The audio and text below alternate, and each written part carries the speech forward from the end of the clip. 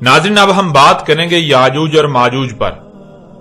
याजूज और माजूज और उनके खरूज से मुताल्लिक आज तक न सिर्फ हजारों की तादाद में किताबें लिखी जा चुकी बल्कि हजारों लाखों की तादाद में इस मौजू पर खताबात किए गए। लेकिन इस सब के बावजूद आज तक ये सवाल का सवाल ही रहा कि याजूज और माजूज क्या है। इतना कुछ लिखे और बोले जाने के बावजूद भी आज तक अक्सरियत इस मौजू पर एक दूसरे से इख्तलाफ ही कर रही है। यूं ये मौजू मजीद पेचीदगियों और उलझनों का शिकार हो गया। नाज़रीन, सबसे पहले याजूज और माजूज के बारे में पाए जाने वाले अकायद और नजरियात को आपके सामने रखते हैं। उसके बाद उसके बरक्स हक हर लिहाज से खोल खोल कर आप पर वाज़ेह करते हैं। खुद को कुरान के तर्जमान कहलवाने वालों की अक्सरियत का ना सिर्फ ये कहना है बल्कि मानना है कि नूह अलैहिस्सलाम के 3 बेटों साम, हाम और याफित में से याफित के 2 बेटों के नाम याजूज और माजूज थे। उन दोनों की नस्लों से वजूद में आने वाले 2 कबाइल के नाम याजूज और माजूज थे। इन्हीं दोनों कबाइल जो कि याजूज और माजूज हैं, इनका अल्लाह सुब्हानहू तआला ने कुरान में जिक्र किया। और फिर मजीद कहा जाता है कि ज़ुल्करनैन अलैहिस्सलाम ने उन्हें एक दीवार के पीछे बंद कर दिया था जो क़यामत के करीब आजाद होंगे। जब आजाद होंगे तो हर बुलंदी से उतरेंगे, हर शय खा पी जाएंगे, सब चश्मों का पानी इस तरह पी जाएंगे कि पानी का नामो निशान तक मिट जाएगा।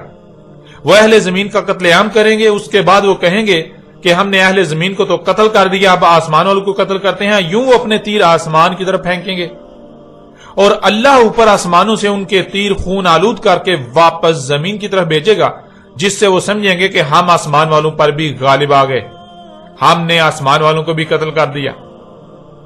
फिर आखिर में ईसा अलैहिस्सलाम की दुआ से एक कीड़े या आग से उनको हलाक कर दिया जाएगा। नाज़रीन, खुद को मुसलमान कहलवाने वालों की अक्सरियत इन्हीं अकायद और नजरियात की हामिल है। अक्सरियत के नजदीक याजूज और माजूज किसी फिल्मी किरदार से बढ़कर कोई अहमियत नहीं रखते कि एक दिन वो अचानक पहाड़ों से सैलाब की मानंद उतरेंगे और देखते ही देखते सब कुछ तबाह बर्बाद करके रख देंगे। लेकिन सवाल यह पैदा होता है कि क्या हक यही है? क्या हकीकत यही है या फिर हकीकत इसके बिल्कुल बरक्स कुछ और है?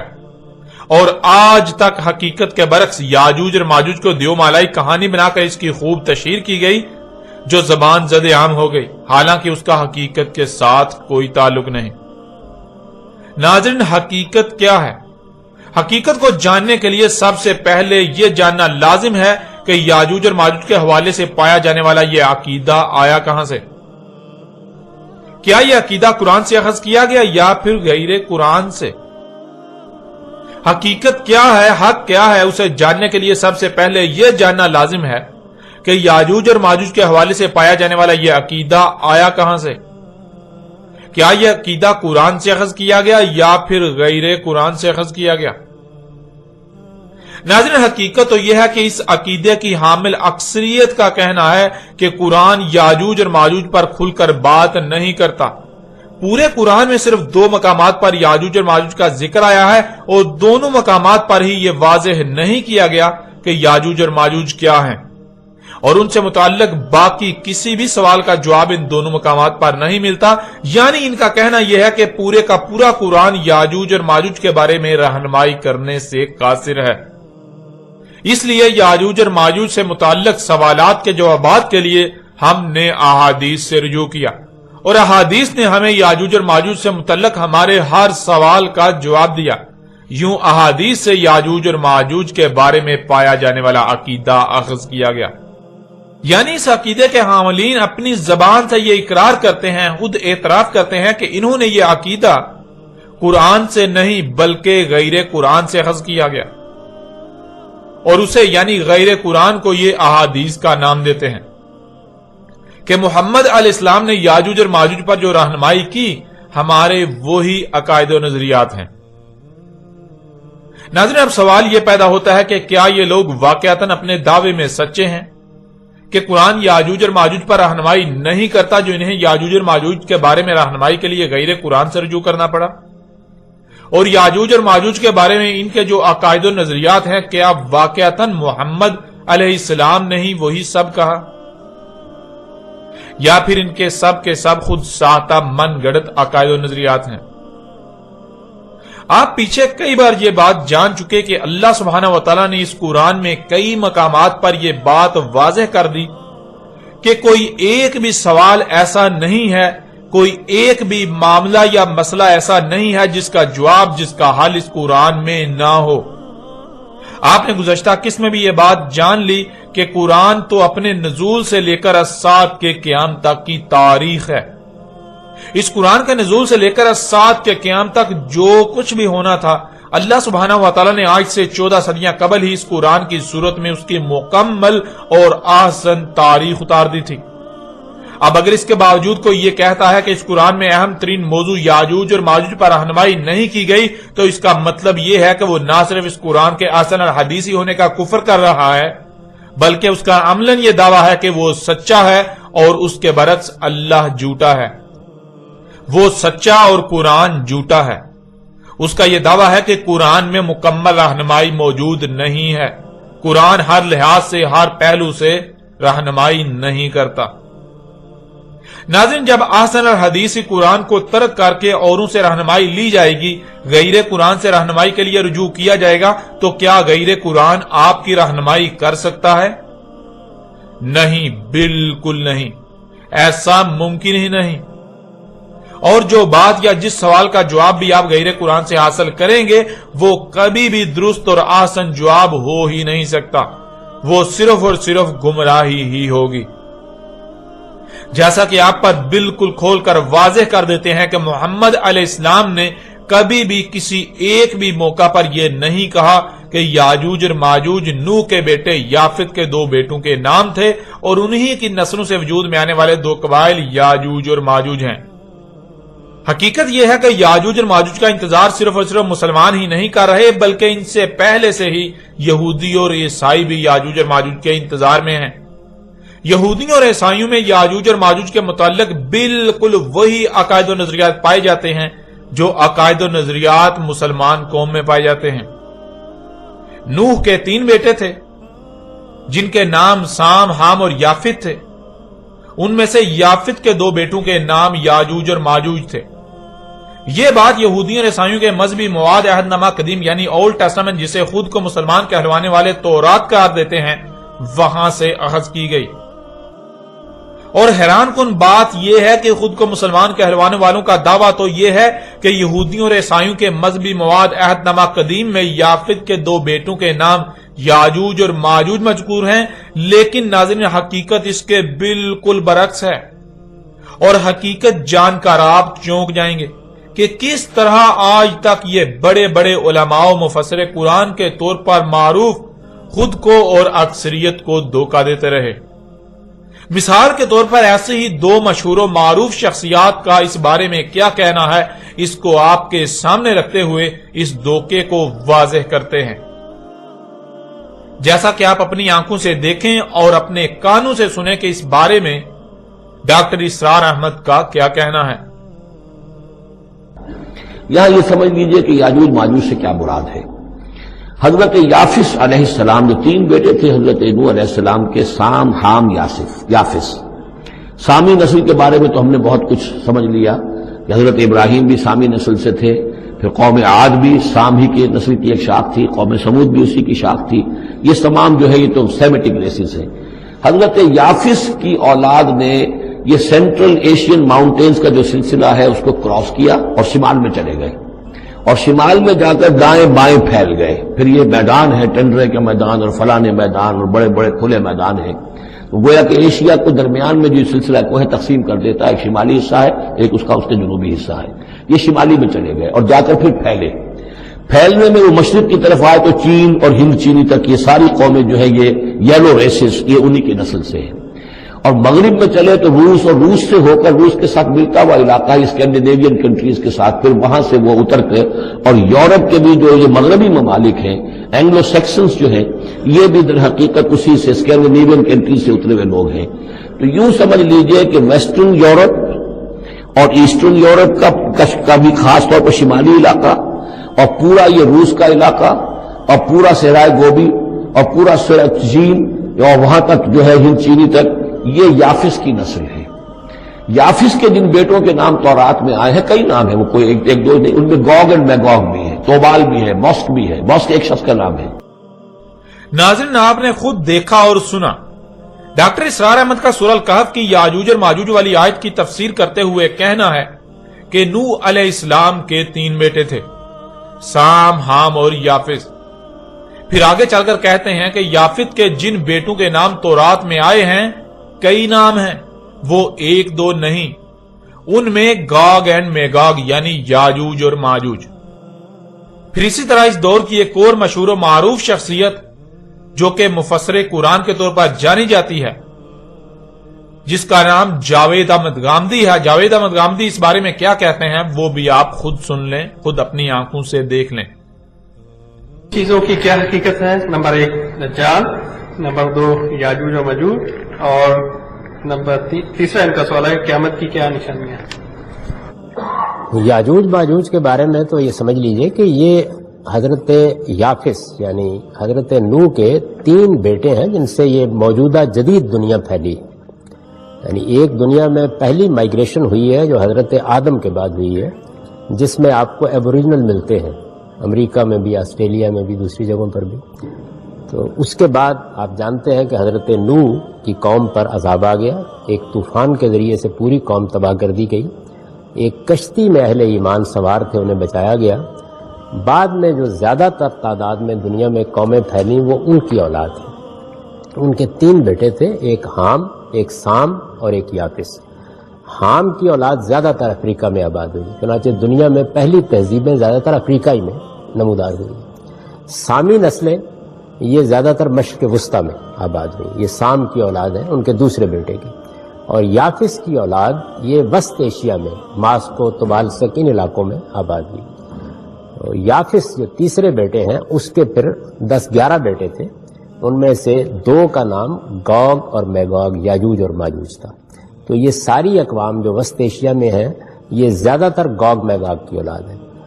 یاجوج ماجوج ہی کے ایک بھائی کا نام یابان تھا جس کے نام پہ جاپان ہے۔ تو یہ حضرت نوح کے پوتے ہیں، یوں کہہ سکتے ہیں آپ۔ اور یہی لوگ ہیں جو بعد میں ہجرت کر کے یورپ گئے، یہی لوگ ہیں جو یورپ سے پھر ہمارے سامنے تاریخ میں امریکہ گئے، اور یہی ہیں جو آسٹریلیا میں آ گئے، اور یہی ہیں جو ایک زمانے میں آریاؤں کی صورت میں ہندوستان میں گئے۔ تو یہ گوگ میگوگ ہے۔ یاجوج ماجوج کے بارے میں قرآن شریف میں ذکر ہے اور آپ نے اس کو موجودہ حالات میں ریلیٹ کیا ہے، مجھے کائنڈلی آپ دہرا سکتے ہیں اس بات کو؟ دیکھیے، دنیا کی تاریخ کا مطالعہ کرنے سے معلوم ہوتا ہے کہ سیدنا نوح علیہ السلام کے جو 3 بیٹے ہیں انہی سے دنیا کی مختلف نسلیں پھیلی ہیں، اور ان تینوں کے نام تھے سام، حام اور یافت۔ یہ سامی نسلیں جو ہیں، سیمیٹک ریسز، یہ سب سام کی اولاد ہیں۔ افریقہ وغیرہ میں جو زیادہ تر لوگ آباد ہیں یہ حامی ہیں، بعض دوسرے علاقوں میں بھی آباد ہوئے ہیں۔ اور تیسرے بیٹے یافس کی اولاد وسط ایشیا میں آباد ہوئی، اور یہ یافس ہے جس کے بیٹوں میں یاجوج ایک بیٹے کا نام ہے، ماجوج دوسرے بیٹے کا نام ہے، یابان تیسرے بیٹے کا نام ہے، طبالسک چوتھے بیٹے کا نام ہے۔ یہ روس کے جو مختلف شہر ہیں یہ انہی کے ناموں پر ہیں، جاپان بھی یابان کے نام پر ہے۔ تو یہ اصل میں یافت کی اولاد ہے۔ یاجوج و ماجوج کی نسل وسط ایشیا میں پھیلی، پھر وسط ایشیا سے ہندوستان کی طرف آریہ آپ کو معلوم ہے کہ ہجرت کر کے آئے، پھر یہی نسلیں ہیں جو یورپ میں آباد ہوئیں، اور یہی پھر نسلیں ہیں جو پھر امریکہ میں اور آسٹریلیا میں، یہ تو معلوم تاریخ میں جا کے آباد ہوئی ہیں۔ تو یہ اصل میں یافت کی اولاد ہے ساری، یاجوج ماجوج جو ہے۔ آپ نے دیکھا اور سنا، جاوید احمد غامدی صاحب کا بھی وہی کہنا ہے کہ نوح علیہ السلام کے 3 بیٹے تھے، سام، حام اور یافس۔ پھر کہا کہ یافس کے 10-11 بیٹے تھے، جن میں سے 2 کے نام یاجوج اور ماجوج تھے۔ ناظرین، سب سے پہلے تو آپ یہ بات جان لیجئے کہ نوح علیہ السلام اور ان کے بعد کی تاریخ بالخصوص نوح اور اس کے بیٹوں اور نوح کے بیٹوں کی نسلوں کی تاریخ کا دنیا میں ایک ہی ماخذ ہے، اور وہ ہے بائبل۔ بائبل بہت سی کتابوں کا مجموعہ ہے جو مختلف انبیاء سے منسوب کی جاتی ہیں۔ بائبل 2 حصوں میں تقسیم ہے۔ پہلا حصہ جسے پرانا عہد نامہ یعنی اولڈ ٹیسٹامنٹ کہا جاتا ہے، اور دوسرا حصہ نیا عہد نامہ یعنی نیو ٹیسٹامنٹ کہلاتا ہے۔ پرانے عہد نامے کی پہلی 5 کتابوں کو یہودی اور عیسائی تورات قرار دیتے ہیں، اور نئے عہد نامے کو چونکہ یہودی تسلیم نہیں کرتے اس لیے عیسائی اسے انجیل قرار دیتے ہیں۔ یوں خود کو مسلمان کہلوانے والے یہودیوں کی اتباع میں بائبل کے پرانے عہد نامے کی پہلی 5 کتابوں کو تورات قرار دیتے اور نئے عہد نامے کو عیسائیوں کی اتباع میں انجیل قرار دیتے ہیں۔ حالانکہ حقیقت تو یہ ہے کہ نہ تو بائبل کے پہلے مجموعے کی پہلی 5 کتابیں تورات ہیں اور نہ ہی بائبل کا نیا عہد نامہ انجیل ہے۔ بہرحال یہ بات جان لیجئے کہ نوح، اس کے بیٹوں اور نوح کے بیٹوں کی نسلوں کی تاریخ کا اول ماخذ صرف اور صرف بائبل ہے، بائبل کا عہد نامہ قدیم۔ اس کے علاوہ آپ کو جہاں بھی اس بارے میں تاریخ ملے گی وہ بائبل عہد نامہ قدیم یعنی اولڈ ٹیسٹامنٹ سے ہی کاپی کی گئی ہوگی۔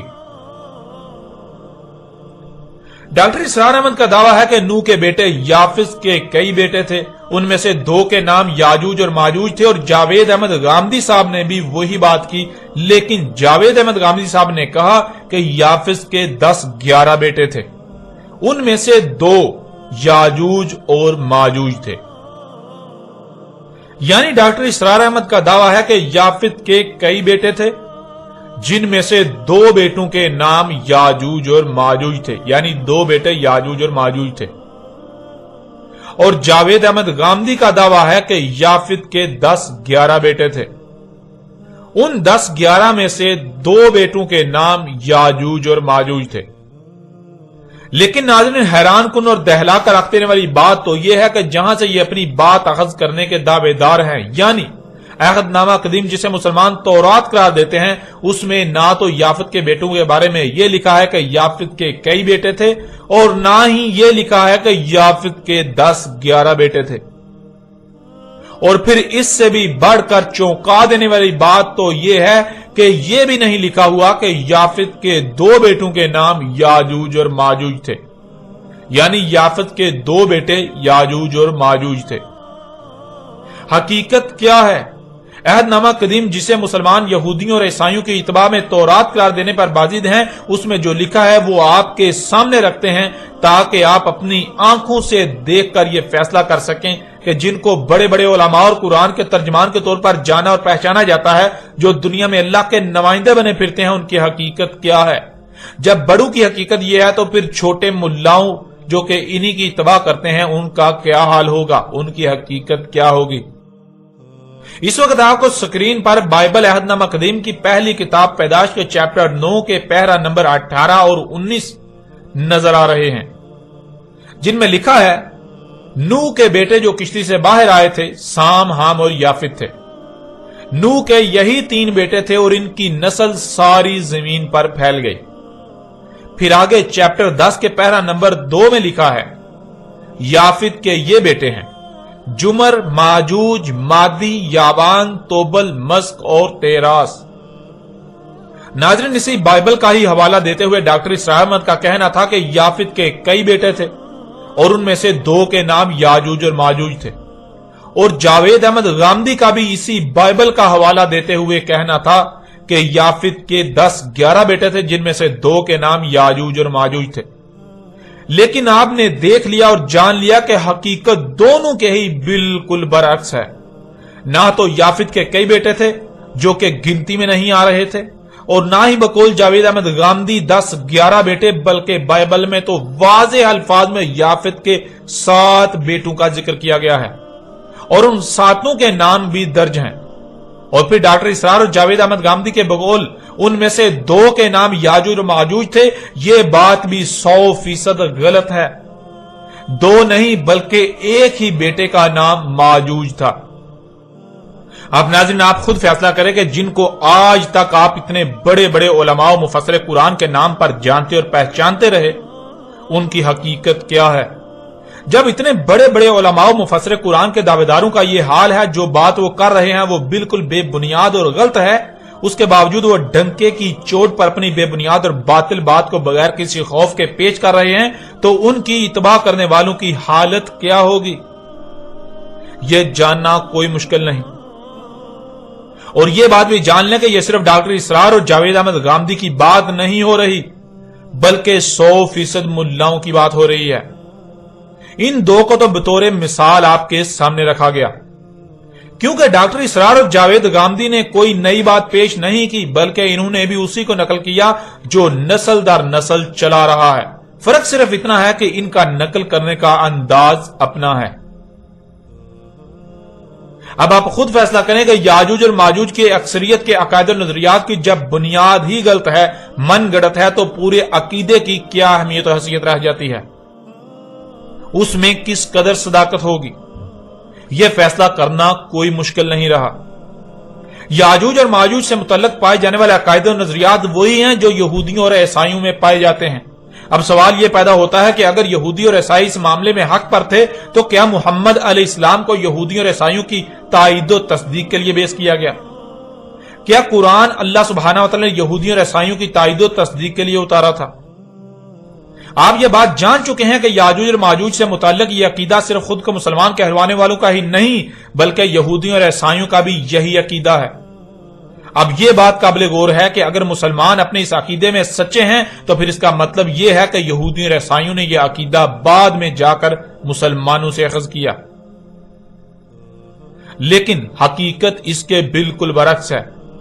حقیقت ہر کوئی جانتا ہے کہ حقیقت یہ نہیں ہے، بلکہ یہودی و عیسائی تو خود کو مسلمان کہلوانوں سے نہ صرف پہلے موجود تھے بلکہ ان میں اس وقت یہ عقیدہ پایا جاتا تھا، اور اگر آج مسلمانوں میں یہ عقیدہ پایا جاتا ہے تو مسلمانوں میں یہ عقیدہ یہودیوں اور عیسائیوں سے ہی منتقل ہوا، نہ کہ یہودیوں اور عیسائیوں میں مسلمانوں سے منتقل ہوا۔ جب حقیقت یہ ہے کہ یہ عقیدہ یہودیوں اور عیسائیوں کا عقیدہ ہے اور بعد میں مسلمانوں میں منتقل ہوا تو سوال یہ پیدا ہوتا ہے کہ کیا قرآن کو یہودیوں اور عیسائیوں کے عقائد و نظریات کی تائید و تصدیق کے لیے اتارا گیا؟ کیا محمد رسول اللہ علیہ السلام کی بعثت کا مقصد یہودیوں اور عیسائیوں کے عقائد و نظریات کی تائید و تصدیق کرنا تھی؟ کیونکہ ناظرین، اللہ سبحانہ وتعالی نے قرآن میں کئی مقامات پر اپنا یہ قانون واضح کر دیا کہ اللہ رسول کو صرف اور صرف اسی وقت بیعث کرتا ہے جب دنیا 100% گمراہی میں ہوتی ہے، جب انسان 100% ہی گمراہیوں میں ہوتے ہیں، نور کی ایک کرن بھی نہیں ہوتی۔ جیسا کہ اس وقت آپ کو سکرین پر سورہ آل عمران کی آیت نمبر 164 نظر آ رہی ہے، جس میں اللہ سبحانہ تعالیٰ کا کہنا ہے لَقَدْ مَنَّ اللَّهُ عَلَى الْمُؤْمِنِينَ إِذَا بَعَثَ فِيهِمْ رُسُولًا مِنْ أَنفُسِهِمْ يَتْلُو عَلَيْهِمْ آيَاتِهِ وَيُزَكِّيهِمْ وَيُعَلِّمُهُمُ الْكِتَابَ وَالْحِكْمَةَ وَإِنْ كَانُوا مِنْ قَبْلُ لَفِي ضَلَالٍ مُبِينٍ۔ تحقیق یعنی یہ بات طے شدہ ہے، تم اپنے گھوڑے دوڑا لو، تم اپنی تحقیق کر لو، غور و فکر کر لو، یہی بات تمہارے سامنے آئے گی جو بات کہی جا رہی ہے۔ جو اللہ ہے مومنین پر تب بیعث کرتا ہے رسول ان میں انہی میں سے جو تلاوہ کر رہا ہے ان پر اس کی آیات کی اور تزکیہ کر رہا ہے اور ان کو سکھا رہا ہے الکتاب اور الحکمہ، اور اگر تھے اس سے پہلے دلال مبین میں، یعنی ہر لحاظ سے 100% گمراہیوں میں تھے۔ ناظرین، اس آیت میں اللہ سبحانہ تعالیٰ کا کہنا ہے کہ مومنین پر جو اللہ کی ذمہ داری ہے، جو اللہ پر فرض ہے، وہ یہ ہے کہ جب دنیا 100% گمراہیوں میں ہو، نور کی ایک کرن بھی نہ ہو، تمام کے تمام انسان 100% ہر لحاظ سے کھلم کھلا گمراہیوں میں ہوں، تب اللہ ان میں انہی سے رسول بیعث کرتا ہے جو آ کر ان پر اللہ کی آیات کی تلاوہ کرتا ہے، یعنی وہ انتہائی ترتیب کے ساتھ حق کھول کھول کر واضح کرتا ہے، اللہ کی آیات کو حکمہ کے ساتھ کھول کھول کر واضح کرتا ہے، جس سے ان کا تزکیہ ہوتا ہے۔ ان میں جو ملاوٹیں ہوتی ہیں انہیں ہر لحاظ سے پاک صاف کر کے خالص اللہ کا غلام بناتا ہے اور الکتاب سکھاتا ہے، یعنی زمینوں آسمانوں کا علم سکھاتا ہے اور اس علم کا صحیح استعمال بھی سکھاتا ہے۔ اس آیت میں اللہ سبحانہ وتعالی نے 2 ٹوک الفاظ میں اپنا قانون واضح کر دیا کہ اللہ صرف اور صرف اسی وقت رسول بیعث کرتا ہے جب انسان 100% کھلم کھلا ہر لحاظ سے گمراہیوں میں ہوتے ہیں، نور کی ایک کرن بھی نہیں ہوتی۔ حالانکہ اس کے باوجود ہر کوئی خود کو اہل حق اور ہدایت یافتہ ہی سمجھ رہا ہوتا ہے، لیکن حقیقت یہ ہوتی ہے کہ کسی ایک کو بھی حق کا علم نہیں ہوتا، سب کے سب 100% گمراہیوں میں ہی ہوتے ہیں۔ یعنی اگر دنیا میں نور کی ایک کرن بھی ہو، رائی برابر بھی ہدایت موجود ہو، تو اللہ رسول کو بیعث نہیں کرتا، اور یہی بات اللہ سبحانہ وتعالی نے سورہ الجمعہ کی آیت نمبر 2 میں بھی کہی، جیسا کہ آیت آپ کو سکرین پر نظر آ رہی ہے۔ وَالَّذِي بَعَثَ فِي الْأُمِّيِّينَ رَسُولًا مِّنْهُمْ يَتْلُو عَلَيْهِمْ آيَاتِهِ وَيُزَكِّيهِمْ وَيُعَلِّمُهُمُ الْكِتَابَ وَالْحِكْمَةَ وَإِن كَانُوا مِن قَبْلُ لَفِي ضَلَالٍ مُّبِينٍ۔ وہی ہے ذات یعنی اللہ، امیین میں بیس کیا رسول انہی میں سے، جو تلاوت کر رہا ہے ان پر اس کی آیات کی اور ان کا تزکیہ کر رہا ہے، اور علم سکھا رہا ہے الکتاب کا اور حکمت، اگر تھے اس سے پہلے ہر لحاظ سے کھلم کھلا گمراہیوں میں۔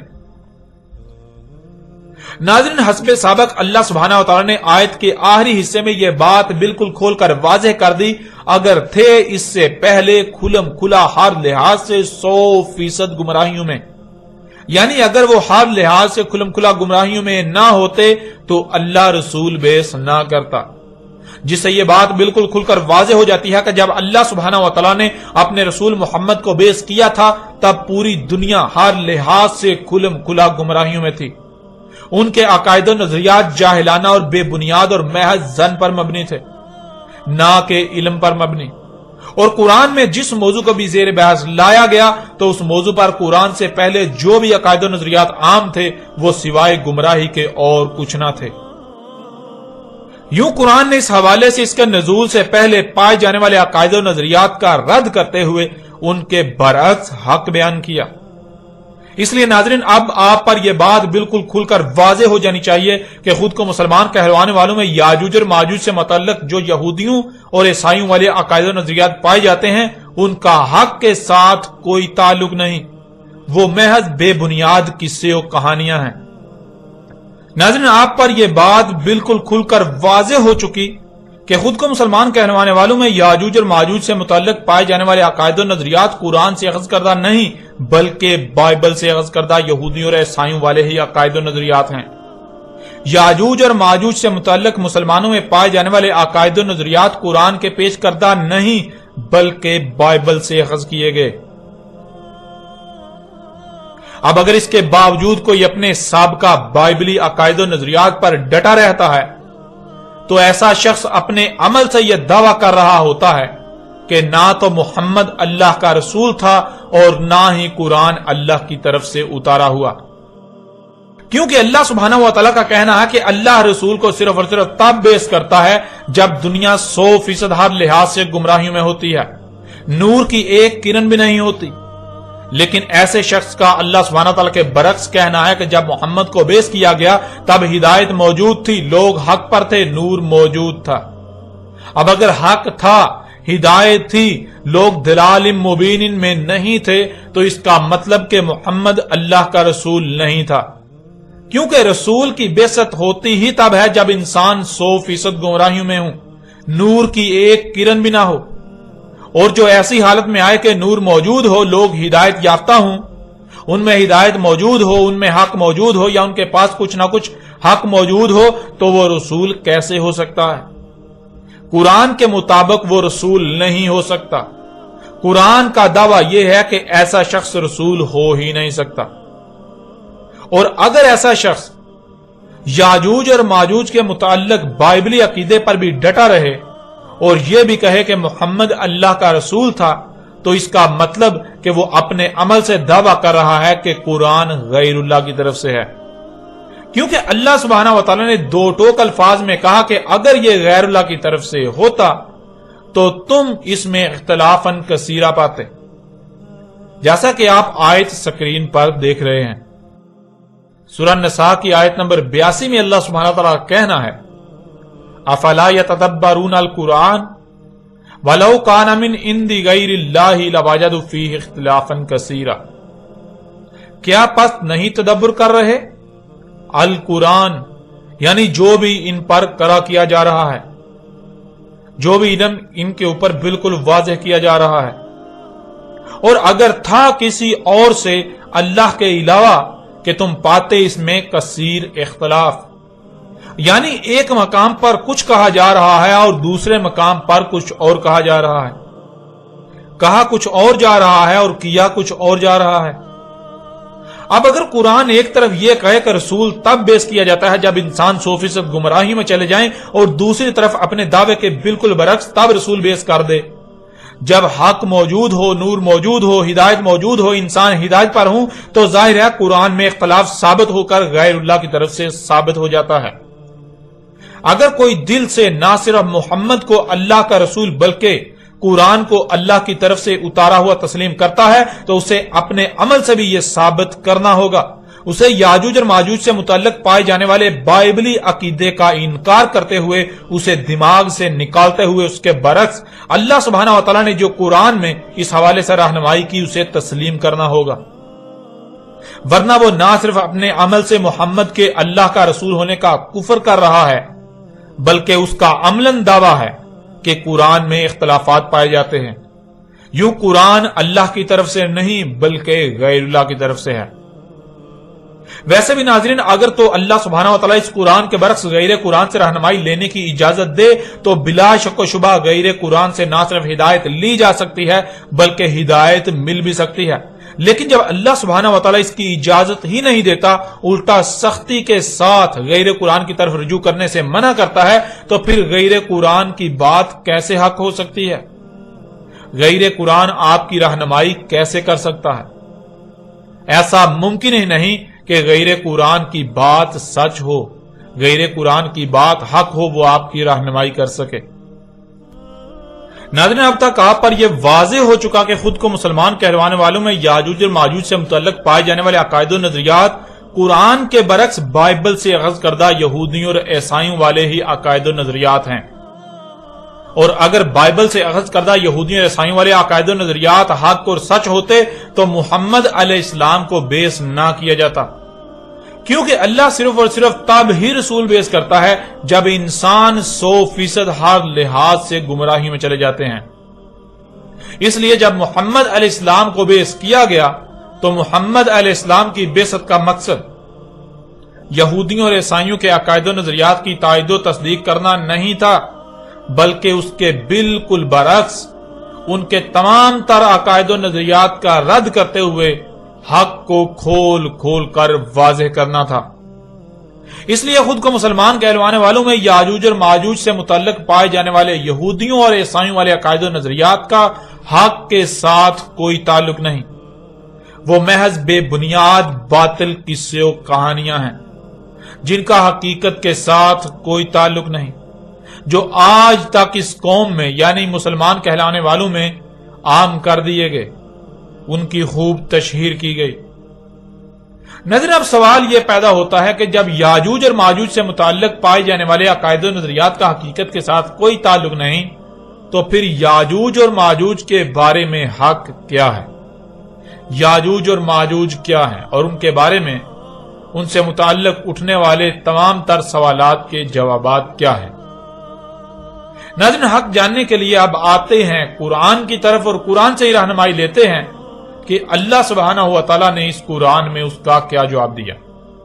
اللہ سبحانہ و تعالیٰ سے سوال کرتے ہیں کہ یاجوج اور ماجوج کیا ہیں، ان کی پہچان کیا ہے، یاجوج اور ماجوج کے بارے میں مکمل رہنمائی کرے، اور پھر دیکھیں کہ اللہ سبحانہ و تعالیٰ اس کے جواب میں کس قدر آسان ترین الفاظ میں اور کھول کھول کر واضح رہنمائی کرتا ہے۔